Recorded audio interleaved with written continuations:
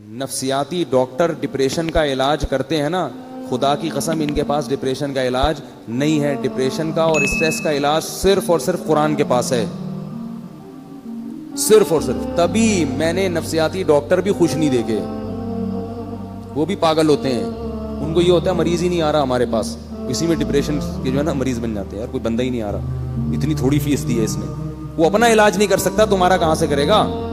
جب وہمی کا فون آتا ہے, وہمیوں کا, تو میں ان کو مسائل کا جواب نہیں دیتا, کیونکہ وہمیوں کی باتیں سننے سے مجھے ڈر ہوتا ہے کہ میں بھی کہیں وہمی نہ ہو جاؤں. حضرت وہ وضو نہیں ہو رہا, حضرت وہ طلاق کا لفظ تو نہیں نکل گیا میرے دماغ میں, اور میں سوچتا رہتا ہوں, تو مجھے یہ ہوتا ہے کہ میرے بھی دماغ میں بھی یہ بات نہ بیٹھ جائے. میں کہتا ہوں بھائی جلدی سے بھاگ جائے یار یہاں سے, بند کر یار, کسی ڈاکٹر کو دکھا جا کے. بیمار کرو ڈاکٹروں کرو نا, ہم جو نارمل لوگ ہیں, ہمارے ہنسی خوشی زندگی گزارنے, ہمیں کیوں پریشان کر رہے ہو بھائی. تو کہاں سے کہاں بات چلی جاتی ہے, کیا بات کر رہا تھا میں, کیا بات کر رہا تھا. ہاں میں یہ بتا رہا تھا کہ دیکھو ڈپریشن کا جو اصل علاج ہے نا, وہ ہے تقدیر پر رضا.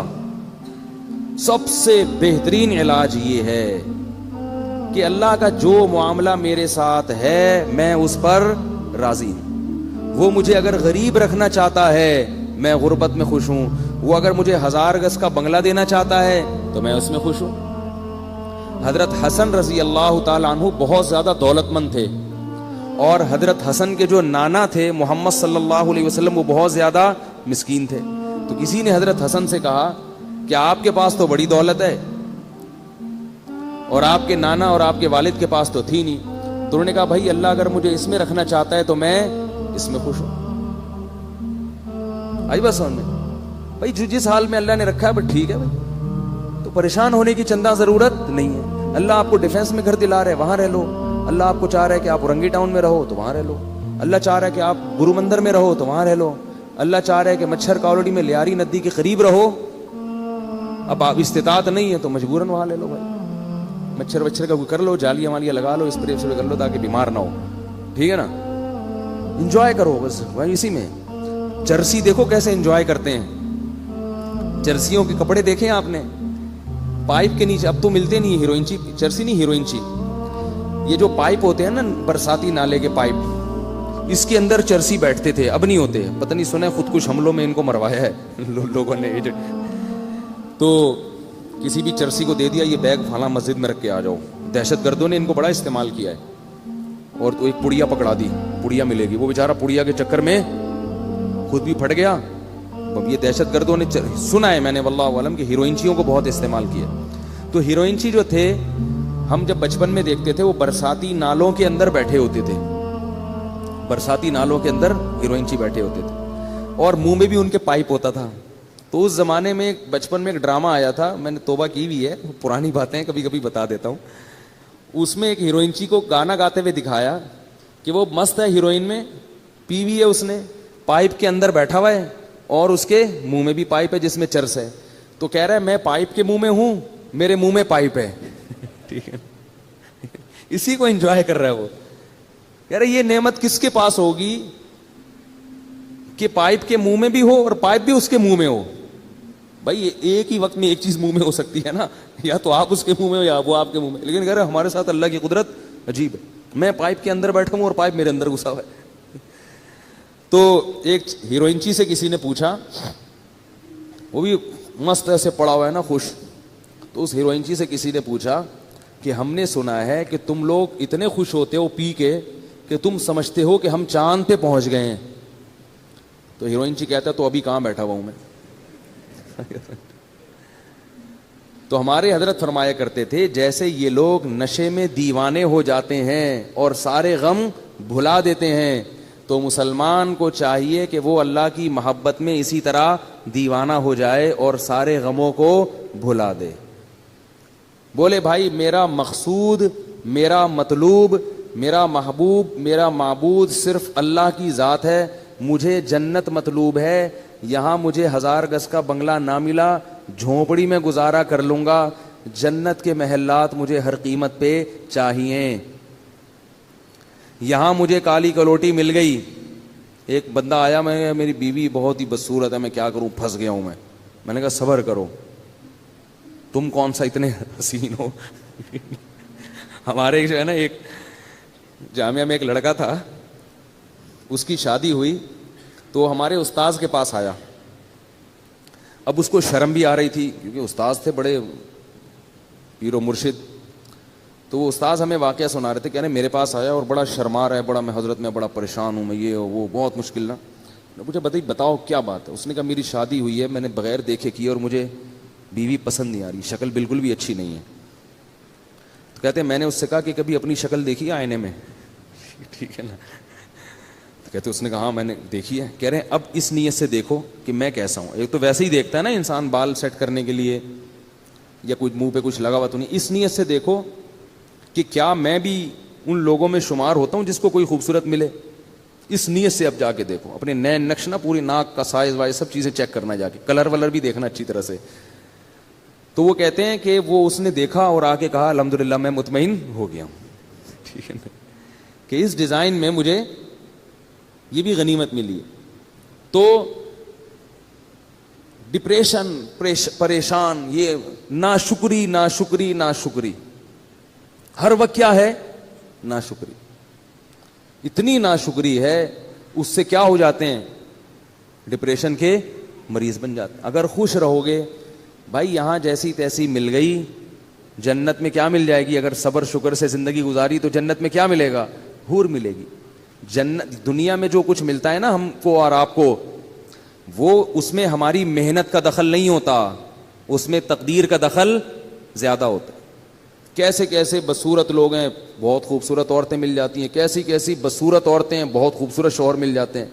با اخلاق لوگوں کو بد اخلاق بیوی مل جاتی ہے, بد اخلاق کو با اخلاق. تو ایسے سارا سیٹ اپ چل رہا ہے. اور جنت کیا ہے, وہ تو اللہ نے نیک لوگوں کے لیے بنائی ہے. وہ تو ان کو تو اللہ نے اسپیشل حسن دیا ہے جنت کی حوروں کو. فرمایا مقصورات فی الخیام, خیموں میں بند کر دیا, تمہارے لیے بنایا گیا ان کو. تو گزارا چلاؤ بھائی, گزارا چلاؤ. سمجھ رہے ہو, زیادہ پریشان ہونے کی ضرورت نہیں ہے. ویسے بھی بڑھاپے میں سب چیزیں ختم, بڈھی ہو جائے گی پھر دیکھنا اس کو کون حسین. بڑھاپے میں نہ خود حسین رہو گے نہ وہ حسین رہے گی, سب حساب. تو تھوڑے دن کی بات ہے, تو صبر کر لو. کیا خیال ہے بھائی؟ یا پھر وہ کام کرو جو میں بولتا رہتا ہوں, گناہ کی طرف مت جاؤ, گناہ کی طرف مت جاؤ, اس کی ٹھکائی لگے گی. گناہ کی طرف جاؤ گے تو کیا ہوگا, حساب و کتاب دینا پڑے گا اس کا. تو اللہ تعالیٰ نے مسلمان کو ٹینشن فری بنایا ہے. مسلمان کو غم ہوتا ہے تو صرف کون سا غم, کہ یار جنت میں پہنچنا ہے میں نے, اللہ راضی ہو جائے. پھر اس حال میں اللہ اگر آپ کو پیسہ بھی دے دے, آپ کوشش کریں, ہاتھ پہ ہاتھ رکھ کے بیٹھ جانا یہ دین ہمیں نہیں سکھاتا. دنیا میں کامیاب ہونے کی بھی کوشش کریں, کوشش میں کامیابی ہو جائے تو بھی ٹھیک ہے, کامیابی نہیں ہو تو بھی ٹھیک ہے, بس خوش رہے انسان اس پہ. تو اب وہ قوم, اب یہ گھروں کا میں اس لیے کہتا ہوں کہ نبی صلی اللہ علیہ وسلم نے فرمایا بدترین چیز جس پہ انسان کا پیسہ خرچ ہو وہ تعمیر ہے. صحیح حدیث ہے بالکل. آپ کے پاس اگر بہت سارا پیسہ ہے نا تو سب سے پہلے کیا کریں آپ, اچھی خوراک کا انتظام کریں. پیٹ میں اچھی چیز اترنی چاہیے, جیم جیلی اور یہ ساری چیزیں چھوڑ دیں, شہد کھایا کریں. ڈالڈا گھر سے نکال دیں, جب اللہ نے آپ کو مالی وسعت دے دی, زیتون اور دیسی گھی لا کے ڈبے رکھ دیں گھر میں. بیگم جو پکے گا گھی میں پکے گا, 10 انگلیاں گھی میں اور سر کڑھائی میں. ٹھیک ہے نا, اب گھی پکے گا ہمارے. بادام کھائیں. ہمارے حضرت کو اللہ نے غربت میں رکھا تو حضرت کے پاس پیسے ہی نہیں ہوتے تھے کچھ کھانے کے, تو وہ 60 سال حضرت نے غربت میں خوشی میں گزارے. اتنی غربت تھی میرے شیخ و مرشد کے پاس 60 سال کی عمر تک, کہ فرماتے ہیں کہ میرے پاس انڈا خریدنے کے پیسے نہیں ہوتے تھے. اور عالم کتنے بڑے تھے, دارالعلوم کورنگی کے شیخ الحدیث تھے, سب سے بڑا مرتبہ. کتنا بڑا ادارہ ہے نا دارالعلوم کورنگی. حضرت مفتی محمد شفیع صاحب رحمہ اللہ کے نائب سمجھے جاتے تھے. اور لیکن لوگوں کو پتہ نہیں چلتا تھا آپ کی غربت کا, کیونکہ رہتے اتنے استغنا کے ساتھ تھے نا کہ لوگ ان سے قرضے مانگنے آتے تھے. یہ نہیں کہ غربت میں اپنے پھٹے پرانے کپڑے پہن کے ایسا صورت بنا لی کہ لوگ مولوی صاحب پہ ترس کھا کے پیسے دینا شروع کر دیں. نہ نہ نہ, بڑا استغنا. اور فرماتے ہیں کہ میرا گھر بھی ذرا دور تھا کچی آبادی میں, کیونکہ پیسے تھے ہی نہیں کہ پکی آبادی میں گھر لے لیں. تو فرماتے ہیں میں پتہ کیا سوچتا تھا کہ میں چونکہ بادشاہ ہوں, اور بادشاہ ذرا ہٹ کے رہتا ہے, بادشاہ تھوڑا سا تو کہہ رہے ہیں ہمارا اسٹائل تھوڑا سا کیا ہے, ہٹ کے, خوش رہتے تھے. کہتے ہیں ایک دن کیا ہوا کہ ایک مہمان ہمارے گھر آیا, دال کھلائی ہم نے, پھر کچھ دنوں کے بعد آیا, دال پکی ہوئی تھی, پھر آیا, دال پکی ہوئی تھی. تو ایک دن آ کے کہتے ہیں آپ لوگ کیا دال کے علاوہ کچھ نہیں پکتا؟ وہ مہمان بھی تنگ آ گیا نا. تو حضرت فرماتے ہیں کہ اس کے بتانے سے میری توجہ گئی ہے کہ ہمارے ہاں بہت دنوں سے دال پک رہی ہے, اور اللہ نے ان کو اہلیہ بھی ایسی ہی دی تھی, صبر شکر والی, بڑی تعریفیں کرتے تھے اپنی زوجہ کی, وہ ابھی تک ماشاءاللہ حیات ہیں, اللہ ان کی عمر برکت. اللہ فرماتے ہیں کہ مجھے حور بھی مل جاتی تو میں اتنا خوش نہ ہوتا. اللہ نے مجھے ایسی بیوی دلا دی ہے جو ایسی صبر شکر والی ہے جو لاکھوں میں کسی ایک کو ملتی ہوگی, بلکہ کہتے تھے کسی ایک کو بھی نہیں ملی ایسی بیوی. بڑی تعریفیں کرتے تھے اپنی زوجہ کی, کیونکہ انہوں نے کبھی بھی ناشکری, وہ دیکھتی تھی بھائی میرے شوہر غریب ہیں تو جو وہ بھی تو دال ہی کھا رہے ہیں نا, تو ہم بھی دال کھا رہے ہیں, کوئی بات نہیں, اسی پہ گزارا کریں گے. اور ہمارے حضرت کو وہ دعاؤں کی وجہ سے ملی تھی یہ بیوی. ہمارے حضرت کا واقعہ لکھا ہے, وہ بتاتے تھے کہ بچپن میں حضرت کا رشتہ طے کر دیا کسی خاتون سے. اب ان میں حیا بہت تھی, وہ تو پہلے زمانے میں تو نہیں ایسا ہوتا تھا کہ پہلے طے کر لو, ابا کو بتا دو, ابا کرنی ہے کرو نہیں تو میں جا رہا ہوں. یہ تو اب ہوتا ہے نا. پہلے تو وہ لڑکے جب بالغ ہوتے تھے, ایک تو بالغ ہوتے ہی ماں باپ ان کی شادی کی فکر کرتے تھے, ان میں حیا ختم ہونے سے پہلے ان کو گھر بار کا کر دیتے تھے. تو ہمارے حضرت کا جب بالغ ہوئے تو حضرت فرماتے ہیں مجھے تو شرم آتی تھی شادی کا نام لیتے ہوئے بھی. ابا نے کہیں ہماری منگنی کر دی, طے کر دیا. اب ابا کو کیسے کہیں ابا یہ پتہ نہیں, یہ ہمارے حضرت تو دیندار تھے بچپن سے, والد صاحب بھی ان کے فرماتے ہیں مجھے بہت دیندار چاہیے تھی, صبر شکر والی. تو کہتے ہیں کہ میں نکل گیا کھیتوں میں جا کے چپکے سے سجدے میں گر کے میں نے اللہ سے دعا مانگی, رویا اللہ کے سامنے, اے اللہ اگر تیرے علم میں یہ میرے لیے بہتر نہیں ہے تو یہ رشتہ کسی طرح سے توڑوا دے. زبان کے چونکہ پکے تھے تو خود نہیں توڑنا, زبان دے چکے ہیں, یہیں کسی طرح جان چھڑوا دے یہاں سے, اور ایسی جگہ کروا دے جو میرے لیے بہتر ہو. تو اللہ کی قدرت یہ ہوئی کہ لڑکی والوں نے خود ہی انکار کر دیا کوئی عذر بنا کے. تو پھر حضرت کی یہاں شادی ہوئی جہاں جن کو ہم پیرانی صاحبہ کہا کرتے تھے. تو حضرت بڑی تعریفیں کیا کرتے تھے, اور اتنی ان میں حیا تھی کہ وہ حضرت ان کا فرماتے تھے کہ علماء دعوتیں کرتے تھے تو اس میں لوگ اپنی اپنی اہلیہ کو لے کے جاتے تھے. مفتی محمد شفیع صاحب نے کہا کہ آپ بھی اپنی اہلیہ کو لے کر آئیں. میں نے کہا ٹھیک ہے. میری اہلیہ نے کہا میں گھر کی چار دیواری سے باہر نہیں جاؤں گی. بس جائز ہے جانا, یہ نہیں کہہ رہا کہ نبی صلی اللہ علیہ وسلم بھی اپنی زوجہ کو لے کے گئے دعوت پہ, لیکن ان کا مزاج ایسا تھا بھائی میں گھر میں مجھے نہیں جانا. تو فرماتے ہیں مفتی شفیع صاحب بڑے خوش ہوئے, کہتے جب ہمارے گھر میں ٹیلی فون لگا, حضرت کے گھر میں پردہ ایسا تھا, مزدور 4 مہینے کام کر کے گئے ہیں. ایک مزدور نے کہا یار یہاں کیا جنات رہتے ہیں؟ کیوں بھائی؟ کہہ رہے میں نے 3 4 مہینے اس گھر میں کام کیا, کسی عورت کی آواز میرے کان میں آج تک نہیں پڑی. وہ ذاتی طور پر یہ چیزیں آدمی ڈنڈے کے زور سے تھوڑی بیوی سے یہ سب کچھ کروا سکتا ہے, تو اپنے اندر تقوی ہو. اتنا ان میں تھا کہ ان کی آواز کبھی مردوں کے کان میں ان کی اہلیہ کی نہیں پڑتی تھی. تو حضرت فرماتے میں نے جب ٹیلی فون لا کے رکھا گھر میں, ضرورت تھی فون لگوایا, تو میں نے یہ کیا کہ بھائی دیکھو جس عورت میں یہ تقوی نہیں ہے نا تو اس کو برا مت سمجھو. جہاں شریعت نے گنجائش دی ہے وہاں گنجائش دی ہے. عورت مرد سے ضرورت کی بات بھی کر سکتی ہے, ضرورت کے وقت گھر سے باہر بھی نکل سکتی ہے. یہ تو اوپر لیول کا ہے نا, وہ یہ تو اپنے زبردستی نہیں کر سکتے اس چیز میں آپ. عورت اگر خود اپنی مرضی سے ایسا کرنا چاہے تو ٹھیک ہے, وہ زیادہ اچھی بات ہے, لیکن آپ زبردستی نہیں کر سکتے ان چیزوں پہ. تو فون میں کیا ہوا, حضرت نے فون لا کے رکھا, فرمایا کہ آپ جب فون آئے آپ جب اٹھائیں تو جب اننون پرسن ہونا تو بات نہ کریں اس سے. اور پتہ کیسے چلے گا کہ اپنی بہو بیٹی کا فون ہے تو فون پہ تھوڑا سا ہاتھ مار دیں, اگر آگے سے عورت کی آواز آئی ہے تو بات کر لیں, یا اپنے کسی بیٹے کی آواز آئی تو بات کر لیں, ورنہ بات نہ کریں. ہم اگر گھر میں کہہ دیں کہ بھائی جب فون اٹھاؤ تو بولو نہیں, تو میرا خیال ہے اگلے دن بیان نہیں ہوگا. بولیں گے پتہ نہیں کس فنڈامنٹلسٹ سے, بنیاد پرستوں سے کہاں پھنس گئے ہیں, طالبان سے شادی ہو گئی ہے.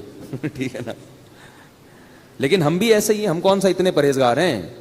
تو اتنا ہی تقویٰ ہونا جتنا, یعنی بھائی جتنے خود ہو اتنے ہی دوسرے پہ کو مکلف بناؤ نا. حضرت تو خود بھی بڑے پرہیزگار تھے نا.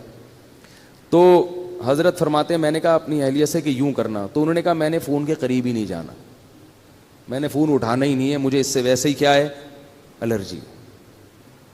یہ مردوں کا کام ہے, فون سننا. فون جس نے بیٹے بیٹی کا فون آئے گا تو آپ سن لو, مجھے بتا دیا کرو تو میں بات کر لوں گی, ورنہ میں اس طرف نہیں جاتا.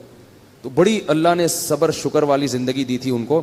تو حضرت فرماتے ہیں اسی غربت کی ایام میں ایک انڈے والا آیا, ٹھیک ہے نا, انڈے بیچ رہا تھا. تو وہ ابلے ہوئے انڈے نا, تو وہ کہتے ہیں ہمارے گھر آیا, بولے مولوی صاحب کتنے انڈے لیا کرو گے آپ مجھ سے؟ بھئی آپ کے گھر کے اتنے افراد ہیں, میاں بیوی ہیں, بچے بھی ہیں.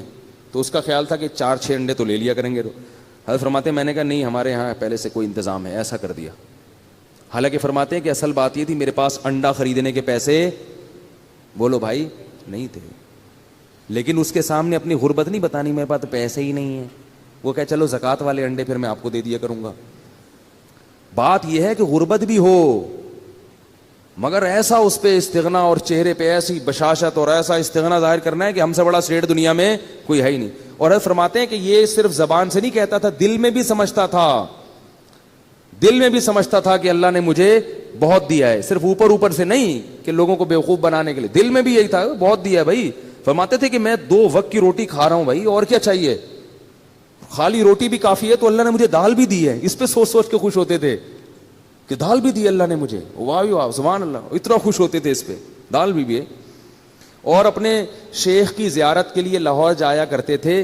پورے سال تنخواہ سے پیسے جمع کر کر کے ٹرین کا ٹکٹ ہوتا تھا, پورے سال کی تنخواہ سے کاٹ کاٹ کے ایک دفعہ کا چکر لگتا تھا. یہ حالت تھی.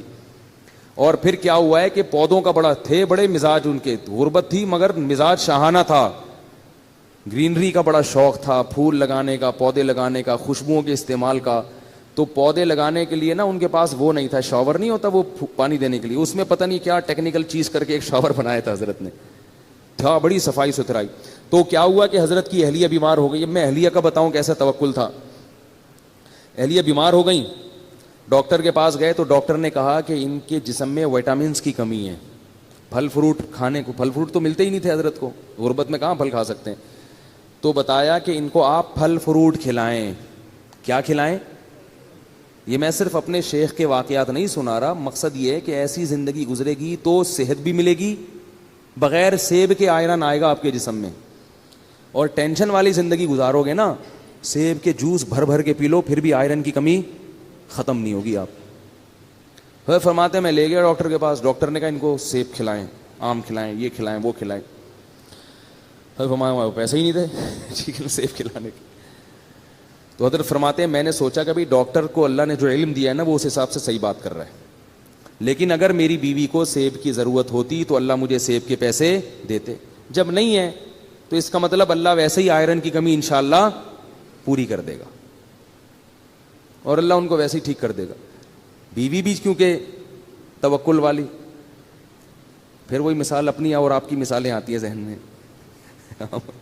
ہم ہوتے کتنے تانے سننے کو ملتے ہیں بھائی, اب کہیں سے لے کر آؤ, سیب لاؤ, چوری کا ہو کہیں سے وہ لے کر آؤ. میں تو کہہ رہی تھی کھانے کو نہیں ہے, دال کھائیں گے تو یہ تو یہی ہوگا نا, روٹی کھا کھا کے, تو آئرن کہاں سے پیدا ہوگا. ڈاکٹر سارے کہتے ہیں سیب کھانا ضروری ہے, اور یہ کھانا ضروری ہے, اور وٹامن کی گولیاں کھانا, جائیدادیں کھانا بھی ضروری ہے. کیا کیا کھا گئے ہیں مگر پھر بھی کمی پوری نہیں ہو رہی, پھر بھی بیمار ہیں. وقت سے پہلے بال سفید ہو رہے ہیں, 20-20, 25-25 سال کے لڑکوں کے بال سفید ہو رہے ہیں, گر رہے ہیں. عجیب حالت ہے یار, 30 سال کا بندہ 50 سال کا لگ رہا ہے آج دیکھنے. سب کچھ کھا کے بھی یہ حال ہے, توکل نہیں ہے, اللہ پہ اعتماد نہیں ہے. تو حضرت فرماتے ہم آ گئے, ہم نے کہا بھائی ہمارے پاس تو نہیں ہے, بس اس اللہ ویسے ہی پوری کر دے گا. اللہ نے کر دی. وہ ماشاءاللہ اب تک زندہ ہیں, 90 سال تو میرا خیال ہے ان کی عمر ان کی اہلیہ کی ہو گئی, جن میں وٹامن کی کمی تھی, ٹھیک ہے نا. 90 سال سے زیادہ ان کی عمر ہو گئی ہے ماشاءاللہ, اور ہوش و حواس میں اللہ ان کی عمر میں اور زیادہ برکت دے. حضرت کا انتقال ہو گیا, وہ پھر بھی زندہ ہیں. تو پھر اللہ نے 60 سال کی عمر کے بعد حضرت کو کیا دیا. حضرت کی زمینیں تھیں وہ بکی ہیں, اور کچھ وراثت ملی, بہت اللہ نے پیسہ دیا.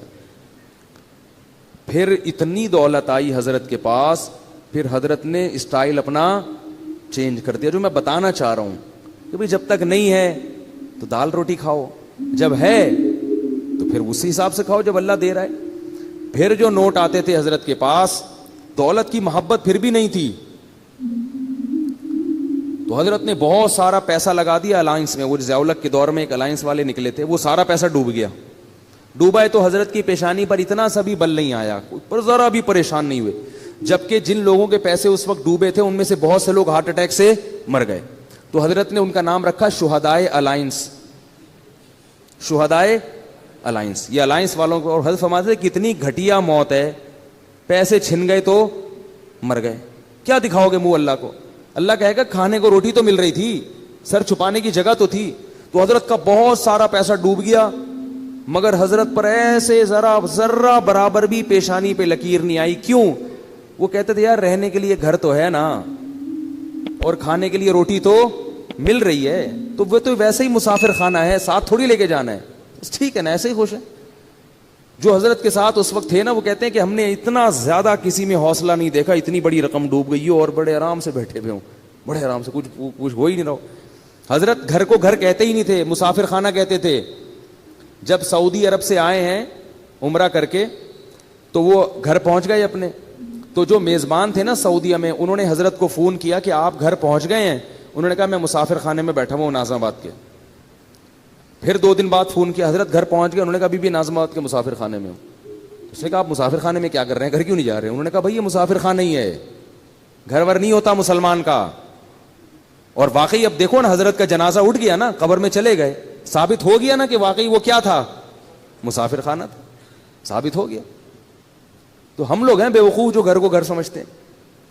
تو کیا تھا کہ حضرت کو جب اللہ نے دولت دی تو نوٹوں کی گڈیاں رکھی ہوتی تھی اتنی بڑی بڑی, اس میں سے حضرت اپنی ضرورت کے پیسے رکھتے تھے, باقی سارے فی سبیل اللہ صدقہ. اس میں سے گیس کا بل نکالیں گے, جو ضرورت کی چیز خریدنی ہے. گاڑی خریدی حضرت نے, گاڑی کیسی خریدی؟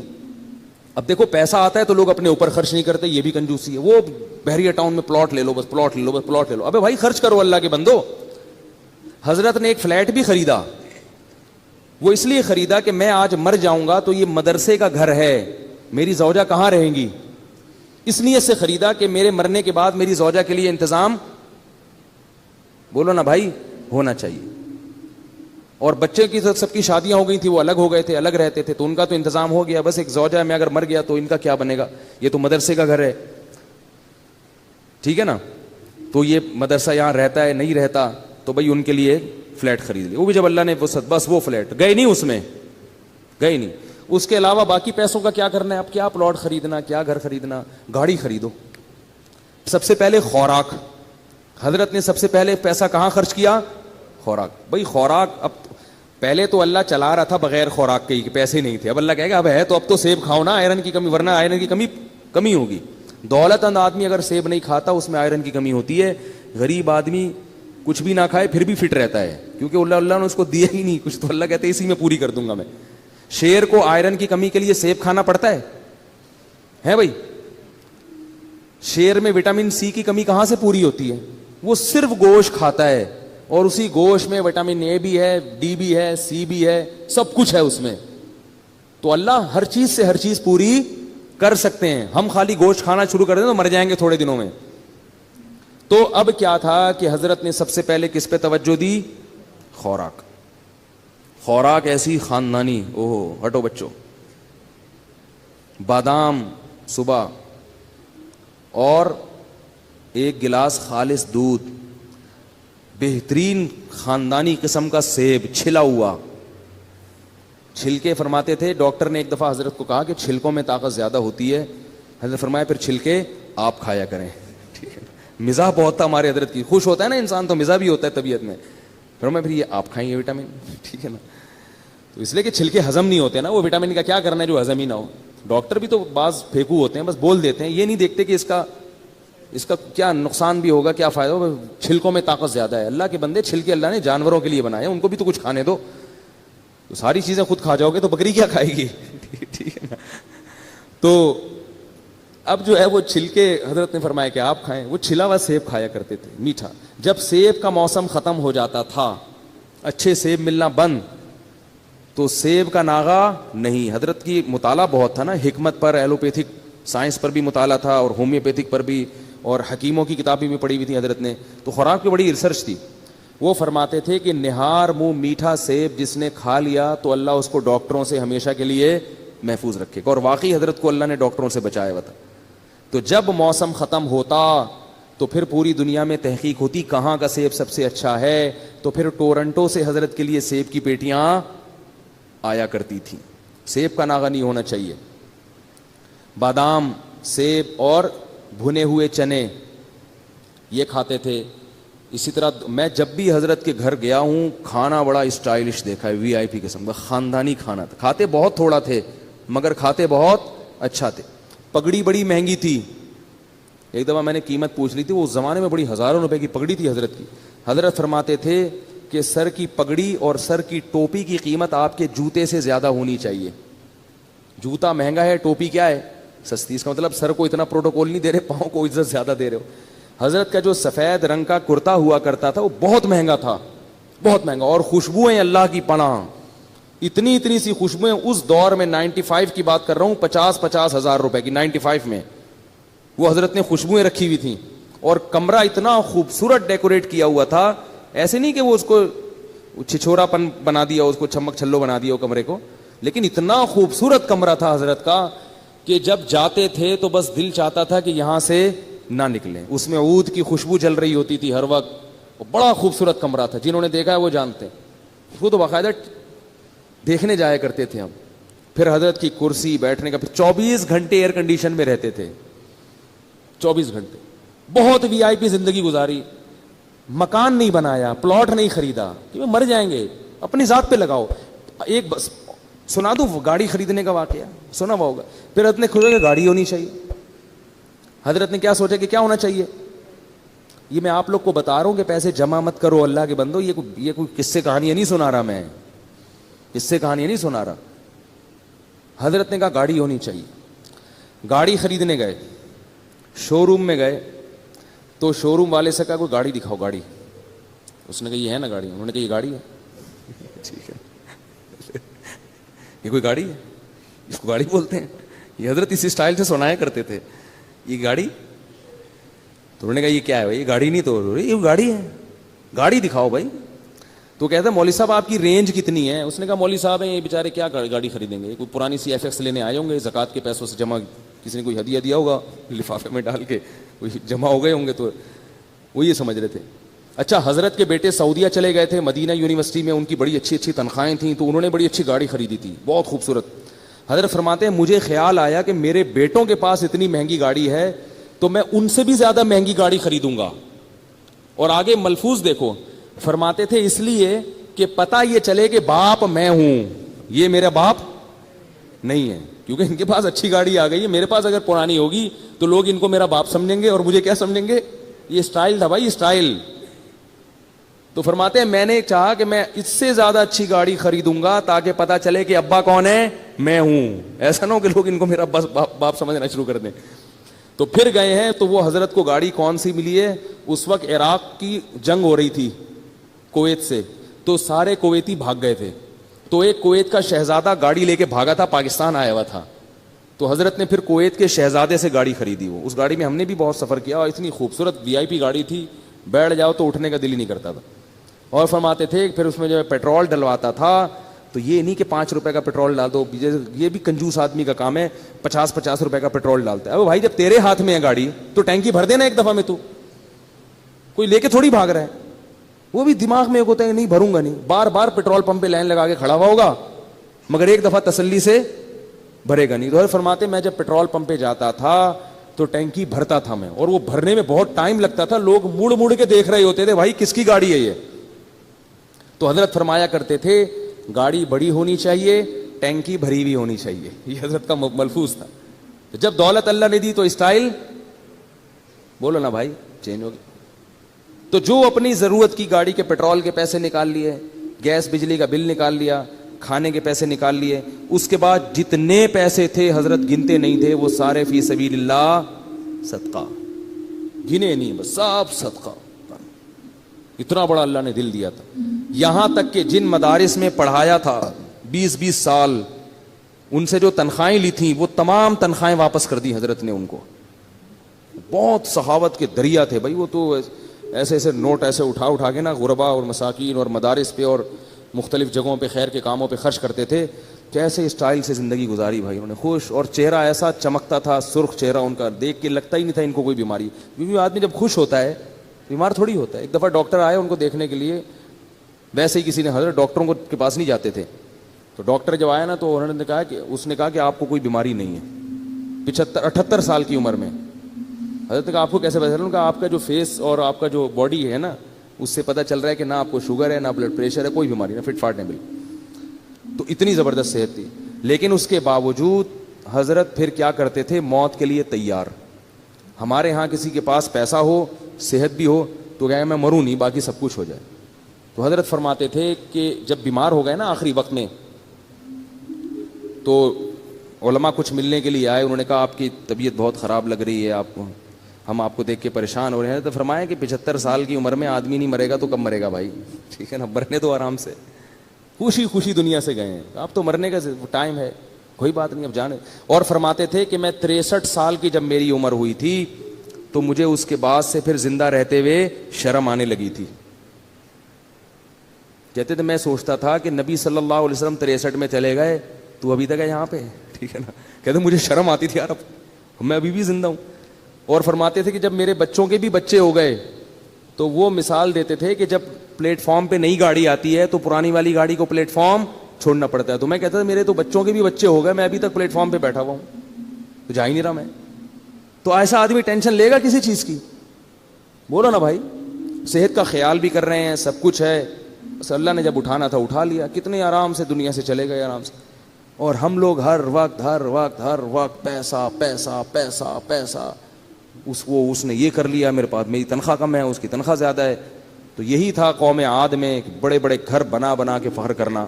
تو اللہ نے بھائی ہمیں ان چیزوں سے منع کیا ہے, دنیا سے دل لگانے کی اجازت نہیں دی ہے. اسی سے ڈپریشن کا علاج ہوگا, اور اسی سے ہماری اسٹریس ختم ہوگی. گولیاں کھانے سے یہ مسئلے حل نہیں ہوتے. اللہ تعالیٰ سمجھنے کی, عمل کی توفیق عطا فرمائے.